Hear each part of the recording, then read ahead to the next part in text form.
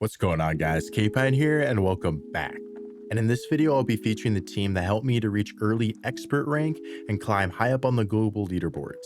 This team may look familiar to you, and that's because it's very similar to another team I featured on this channel recently, except I replaced Jellicent with Mandibuzz. I felt like Mandy ended up being more consistent, especially in winning those matchups it should win, and its pure tanky nature allowed you to utilize Cradily and Feraligatr a bit better. I'm running Acid Cradily as it fits the team a little bit better than Bullet Seed. Non-Shadow Gator. Hot take, as I feel it's just better in the current meta, with that extra bulk being clutch against mons like Lapras, Scizor, Diggersby, the ghost types, Mud Slappers, and other fast move pressure heavy mons. And of course, that Mandy. I'm running Dark Pulse for that extra oomph, since it doesn't really hit that hard, but I'm sure Foul Play would be just fine if you wanted to use that as well. Now, like I said, I did hit early expert with this team, so in this video I'll be featuring the 4-1 set that got me to expert, as well as 5 additional lead matchups and save swaps that I feel are important to know how to play if you're using the team. And with that, let's get right into the battles. All right, getting to the first battle, we lead Cradily into Lanturn. Man, this is a blast from the past, but I can see why it would have some play with all the Diggersby and the Dark Flyers around. Safe swap into a Primeape, I meet it with the Mandibuzz, and this is where that Air Slash comes in handy. You have to be quick on the counter swap of Mandy into Primeape, just in case it is a Shadow Primeape. You want to be able to outpace to that Aerial Ace before they do reach to Ice Punches.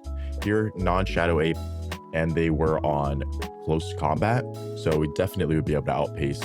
We reach a Dark Pulse here against the Lanturn, and it looks like they're going for a full farm down, but we will be able to reach a second Dark Pulse before they're able to do so, giving a nice bit of parting damage onto that Lanturn.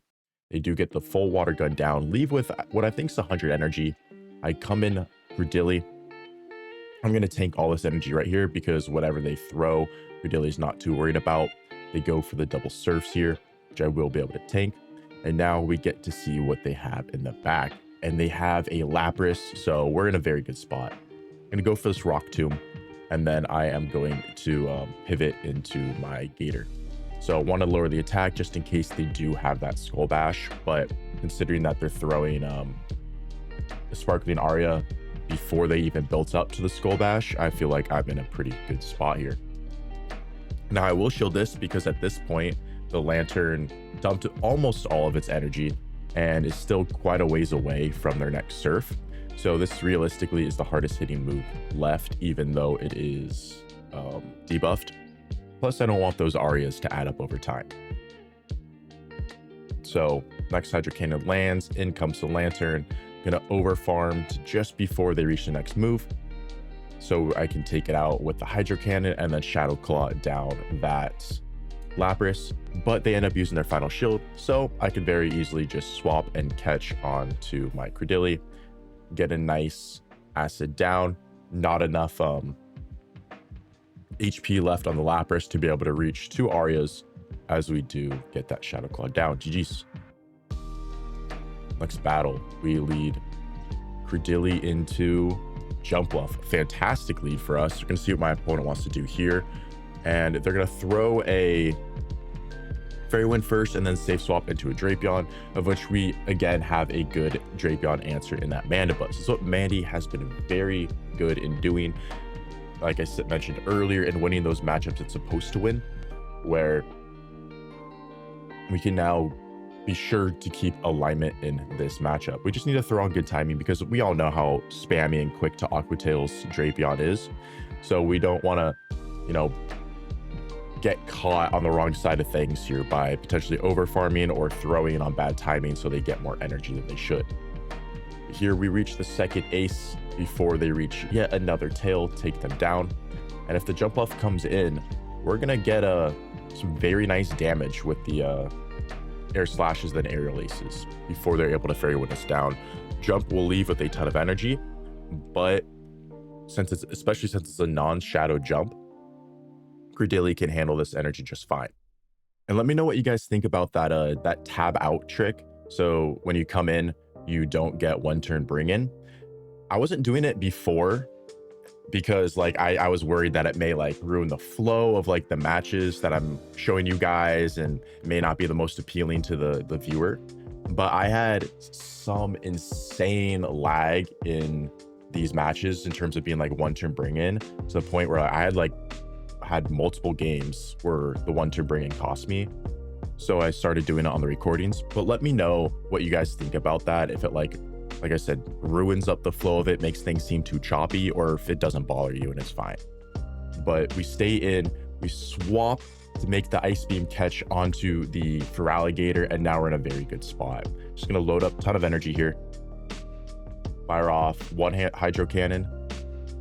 Opponent tries to swap to make the catch, but we do not let that happen. We're able to reach the Ice Beam before they reach an Acro or an Energy Ball.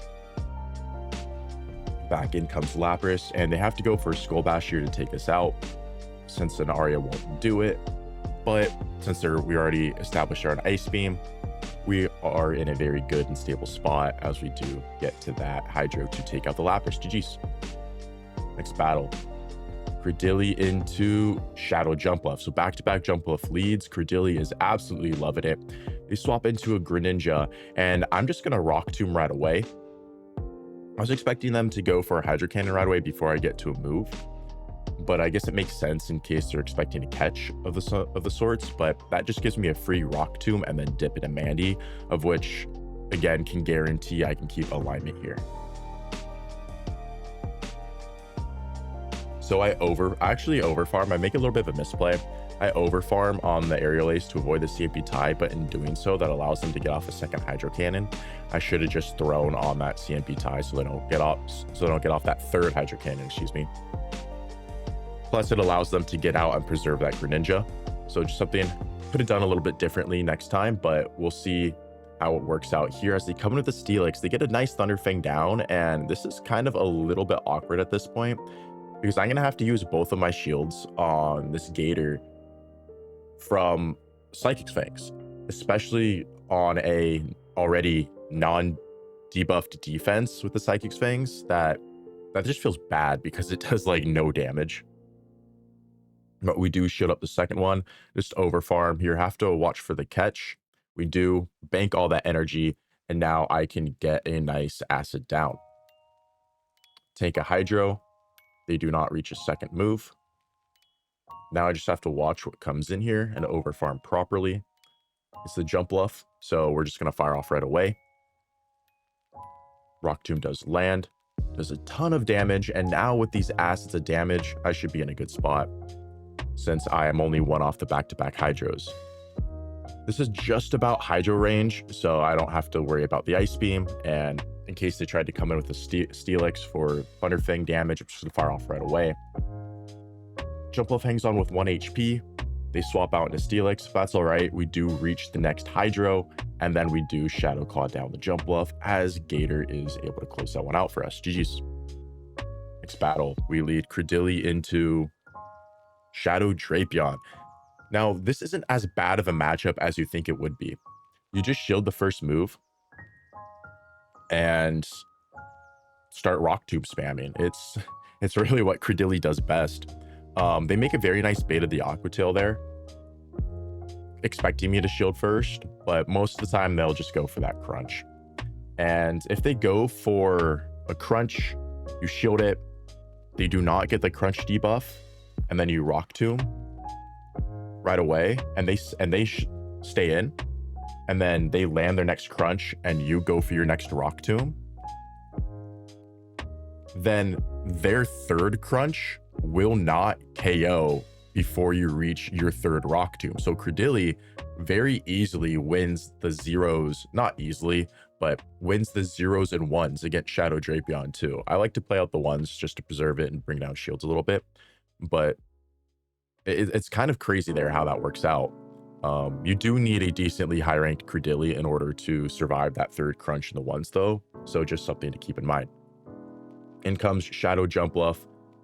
I do bait with the Hydro Cannon. It does get shielded, and now I know that they're counting and they're going to fire off a move right before I reach my Ice Beam, so I'm going to CMP tie them with the Hydro Cannon to get a little bit of extra chip damage. And with that, I'm in a good spot because I do have the Mandy. I just shield the first because nobody's going to bait Mandy on the first move, but they do. And I'm like, okay, maybe they're on Energy Ball because why would you bait a Mandy? But no, they land in Acro, and it's like, okay, maybe I'm not as safe as I thought I was after that, because that pacing is going to be very, very clutch for them. And here they CMP tie me. Oh, probably I was thinking maybe I should have like swapped to try and like catch that ace onto my Cradily to preserve Mandy HP, but again, wasn't expecting them to throw an alignment either, but it makes sense. And in doing so, I don't have fast move pressure for the Clops anymore. And now they're going to get to back-to-back Ice Punches and take this one.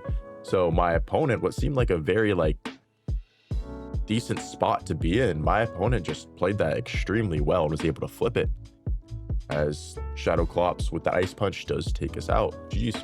Now we're on a 3-1 set. We need to win this next match to get the 4-1 and get expert rank.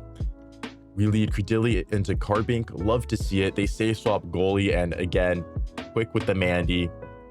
We have a good response here. I don't throw my ace right away. I let them get to 2 moves just because an ace from that range does not KO goalie. They will always reach 2 moves. So I'm just going to overfarm as much as possible. I get to the back-to-back aces before they reach a 3rd Aqua Jet. This ace, of course, will be enough to take out that goalie. In comes the Carbink. And now I want to preserve the Mana Buzz here, because I know sometimes there's a team, there's like the Rock or like a Greninja lead or just something like weak to fighting, and the back is a goalie and Araquanid backline. So I wanted to preserve the Mana Buzz just so I could get super effective air slash damage off against that. If it is the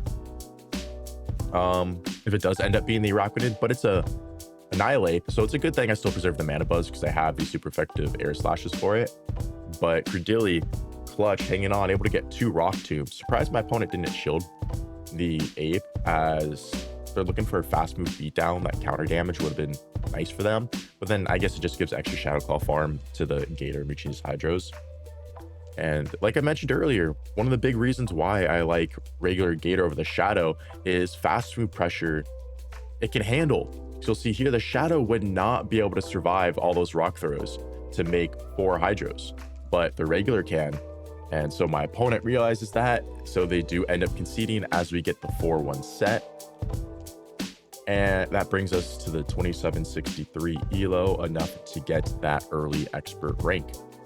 Now I'll be showcasing those different leads and save swaps that I think are important to know when using this team is ghost type leads. Whether it's Dusclops, Dusknoir, Shadow Drifblim, you may think, hey, Drifblim's good lead for Cradily, so you can thwack it with the Rock Tombs.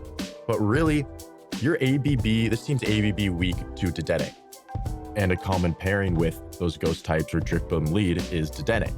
So the Gator safe swap baits out the Dedenne. You get a shield with the Hydro. And if you don't get a shield, that's fine. You could just farm it down with Cradily, but you almost always get the shield. And then you'll just come in. And now with the Dedenne gone, Mandy hopefully can go to town. Can't quite get the acid down before they reach another move. But that's okay. And now they end up making a very nice play. Peekaboo play with their water ground type, either Swampert or Quagsire, and catch the Grass Knot onto Drifblim. But Cradily, so good.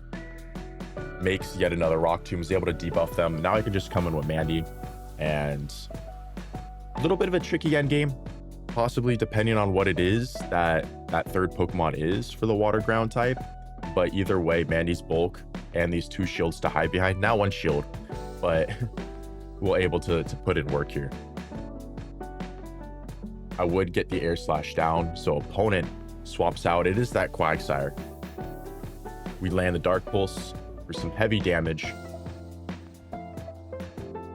Switch timer not quite up to make a catch, but I will shield to respect the Stone Edge, and it's an Aqua Tail bait. If I called that Aqua Tail bait, just instantly win this game. But now that pacing is going to help them CMP tie here.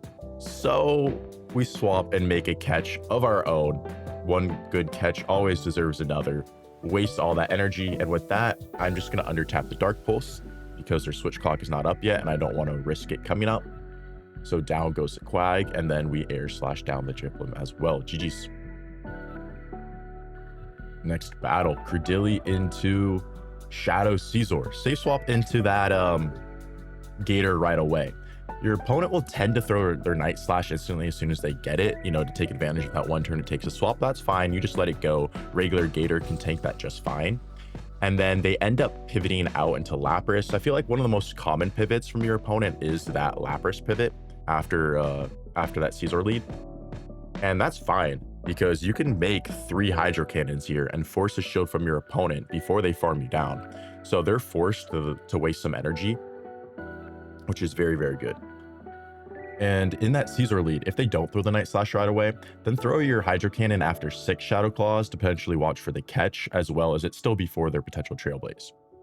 What I like to do here is if they showed Ice Beam, I will, or haven't showed Ice Beam, I will respect their move with a shield, and then I'll take the second one and just get a massive farm down. And look at all this energy on Cradily now. So I just get to spam off Rock Tombs, get to double debuff the Scizor, as well as pull both shields from it.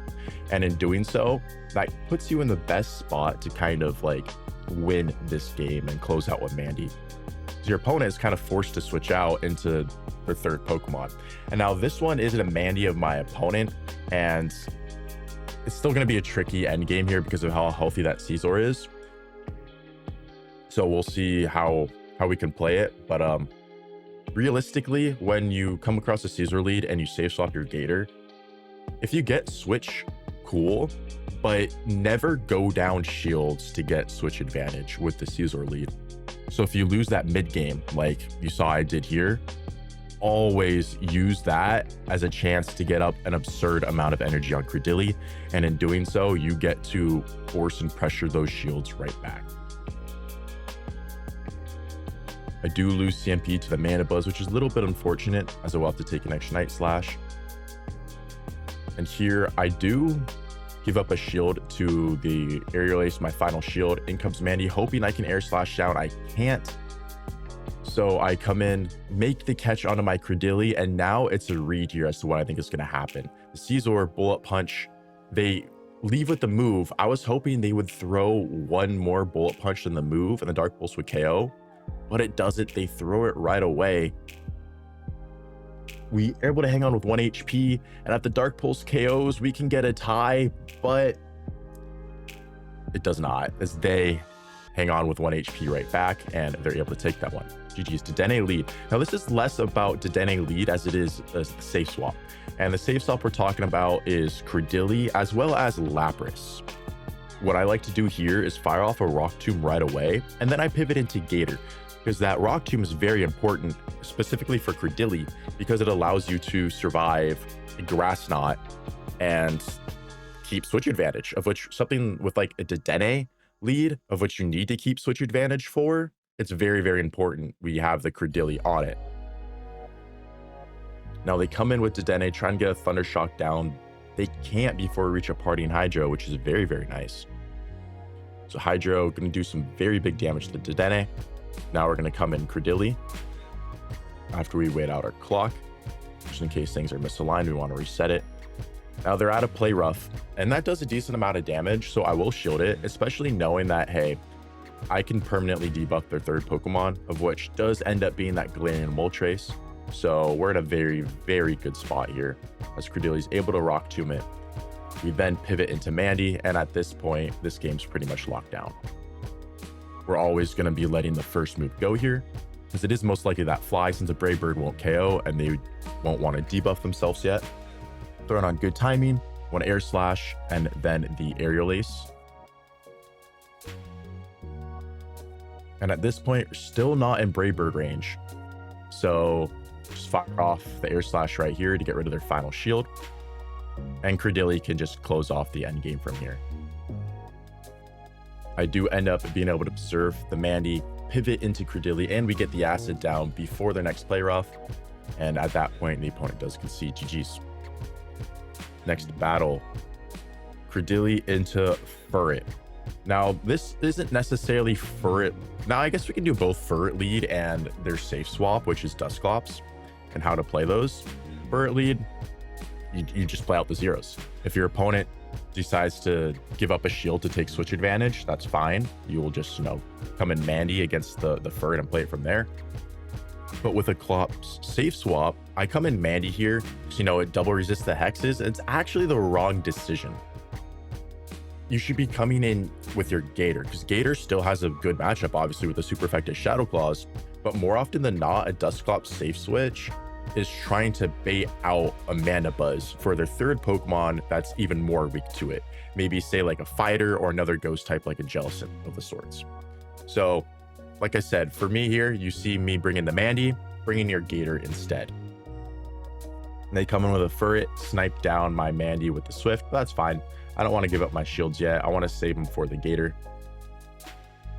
Plus, I can let this go and potentially Rock Tomb something else in the back as well. I'm going to overfarm a little bit, fire off the Rock Tomb before they reach a Swift, and this is going to help me outpace whatever Pokemon they come in with to that Rock Tomb.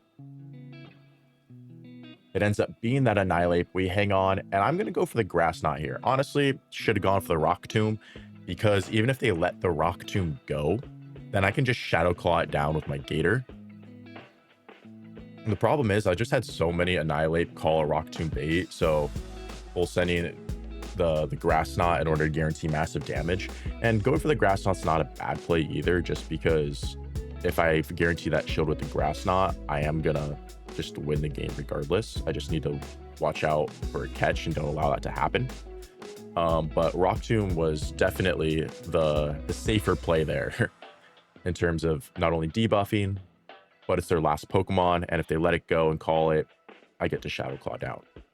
Either way, we're perfectly fine here, reaching as we look for the catch, didn't allow it to happen, and reach that last Hydro to take out the Annihilate. GG's. Getting into the last battle of the video, we have Cradily into Ufisk, and this is more focused on a Dragon safe swap or a Dragon lead.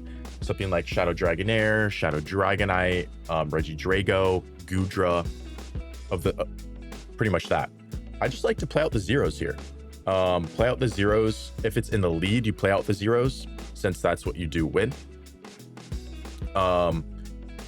Specifically for things like Regidrago, it's not going to be the Dragon Energy, because you outpaced the Rock Tomb before that, and if you Rock Tomb debuff first and then they go for the Dragon Energy, that's perfectly fine. You can tank that and still get to another Rock Tomb. And Shadow Dragonair, while its fast move pressure is a lot, the Aqua Tails don't threaten Cradily too much. So yeah, Dragon Lead, you're going to play out the zeros. Dragon safe swap, you tank that move as you saw me do there, Rock Tomb it, and then pivot into your Gator, just because you want to preserve that Manny for their back Pokemon. And plus, you often get a shield advantage out of it, which puts you in a very, very good spot. I do want to mention, I know I said play out the zeros for Dragon Lead, and that's what you want to do. The only exception is against Shadow Dragonite. You do want to play out the ones there. And if your opponent baits with the Dragon Claw the first time around, and then they go for a Dragon Claw on their second move, you can survive that and you'll win the ones, which is perfect. And if they go for Superpower for their second move, that will KO your Cradily, and that's fine. You'll just come in with your Gator and get up a ton of Shadow Claw energy against it, especially with them being debuffed like they are with from the Superpower. Here in this matchup, opponent comes in Pidgeot. 1 shield Pidgeot to 2 shield Mana Buzz just ain't enough, as we do get the knockout and are able to take that one. GG's. Yeah, this team's really strong, as shown through their early expert. Plus, it's pretty entertaining to use, so you can't really go wrong with that. I did end up switching Mandy to Foul Play for the next couple days after I recorded these battles, and it did well too, so it's really up to you whether you want to run Foul Play or Dark Pulse. Hopefully this video and breakdown was informative and helpful if you want to use the team for a climbing push of your own. And feel free to ask away in the comments as to how I play out any other leads or save swaps you're struggling with or are just curious about. I would love to help. Anyways, thank you guys so much for watching. I really do appreciate you. If you enjoyed it, please drop a like, subscribe, and comment down below. Love to hear what you have to say. And with that, I'll catch you in the next one.